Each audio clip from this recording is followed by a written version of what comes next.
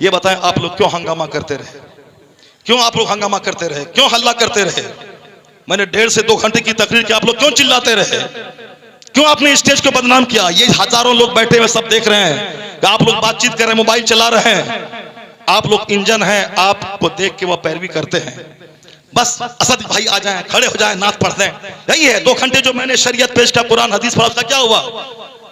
ये सारा मजमा सुनता रहा और आप लोग चिल्लाते रहे और बात करते रहे और कहते हैं कि आलिमों का एहतराम नहीं है। गरीब नवाज ने कहा है कि आखिर जमाने में आलिमों को बकरी के चरवाही की तरह मारा और हकाया जाएगा। ये जाहिल खेत छोड़ के नमाज पढ़ने आएगा और आप सड़क पे रुमाल झाड़ेंगे और बोलेंगे आलिमों का एहतराम नहीं है। नहीं बोले आलिमों का एहतराम, खुद आलिम बन के दिखा दें, ये कौम तो पांव चूमने को तैयार है। आपको सारी कौम देख रही है। मैं कुछ नहीं बोला आपको इस 2 घंटे के दरमियान में। बहुत चिल्लाया आपने, बहुत बोला आपने, आपने जलसे के तकद्दुस को पामाल किया है आपने। जब आप दीनी गुफ्तगू का एहतराम नहीं करेंगे, फिर आपका एहतराम कौन करेगा? आप भी नात पढ़ने वाले को आप तरजीह देंगे, ये हदीस कुरान से ज्यादा ये कीमती आदमी है, तो फिर हदीस और कुरान बोलने वाला कोई नहीं रह जाएगा।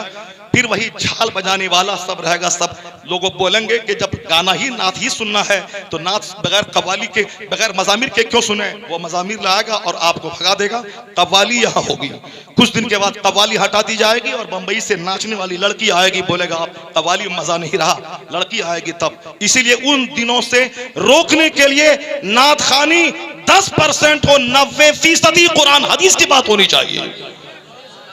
और तुमसे भी मैं कहता हूं कि सिर्फ नात सुन के अगर तुम भाग गया तो फिर तो ये काफिर तुम्हें मारेंगे, काटेंगे, नोचेंगे, तुम्हारी लाशों को गिराएंगे।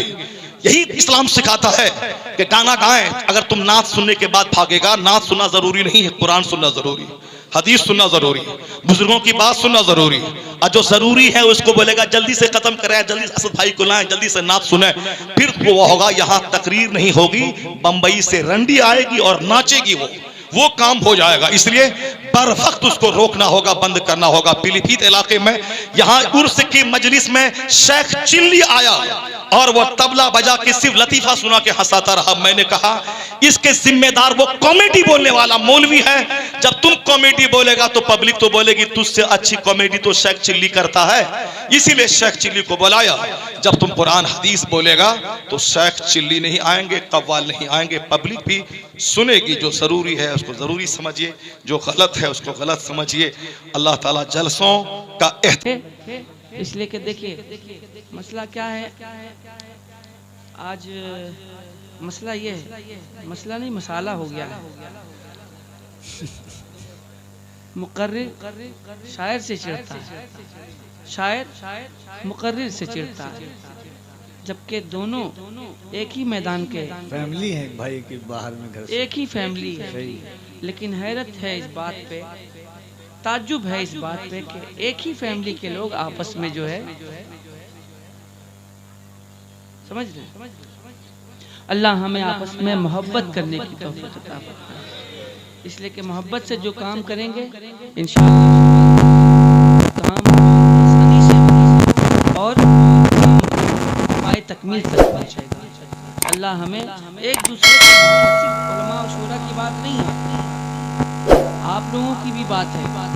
आप लोग भी अपने भाइयों के साथ, अपने रिश्तेदारों के साथ मोहब्बतों के साथ रहें, मोहब्बतों के साथ रहने की कोशिश करें और मोहब्बतों से पेश आएँ।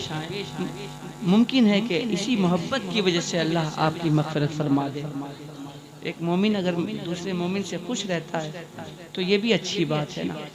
तो मैं चाहूँगा कि आप हज़रात अपनी मोहब्बतों का इजहार, जिस तरह से आपने मुझ पर निशावर किया अपनी मोहब्बतों को, उसी तरह से आप अपने आए हुए उस मेहमान खतीब, देखिए मैं उम्र में ज़रूर बड़ा हूँ लेकिन ये मनसब में मुझसे बहुत बड़े हैं।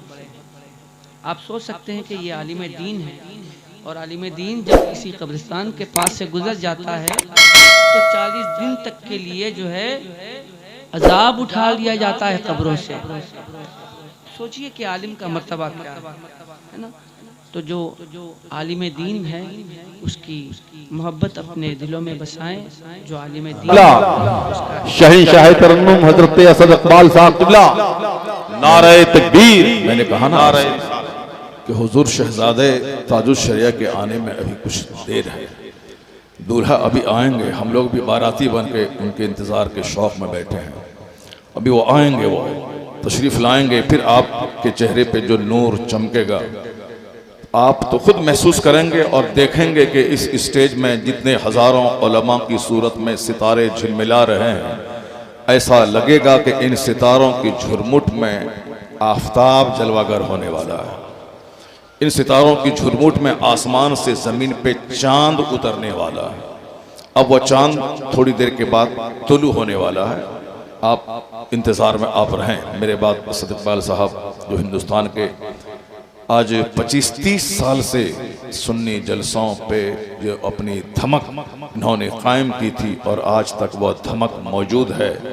लोगों की उम्र बढ़ती जाती है, मकबूलियत घटती जाती है, लेकिन ये ऐसा शहनशाह तरन्नुम है कि इनकी उम्र बढ़ती जाती है, मकबूलियत भी बढ़ती चली जाती है। ये नाते रसूल और बिलखुसूस मसलक आला हजरत का ये मंजूम मुबल्लिग है। ये लोग हम लोग नसरी ज़बान में मसलक आला हजरत की बात करते हैं और असद इकबाल नज़्म की ज़बान में मसलक आला हजरत की बात करते हैं। सुभान अल्लाह। अल्लाह तबारक व तआला इन्हें सेहत और तंदुरुस्ती अता फरमाए। अब बहुत देर तक जलसों में रहकर नाते नबी सुनाकर दीवानों को तड़पाते रहने की तौफीक अता फरमाए। बस मैं जो कह रहा हूँ उसको गौर से सुनिए। मेरा एक एक जुमला आपके लिए एक दर्स का मकाम रखता है।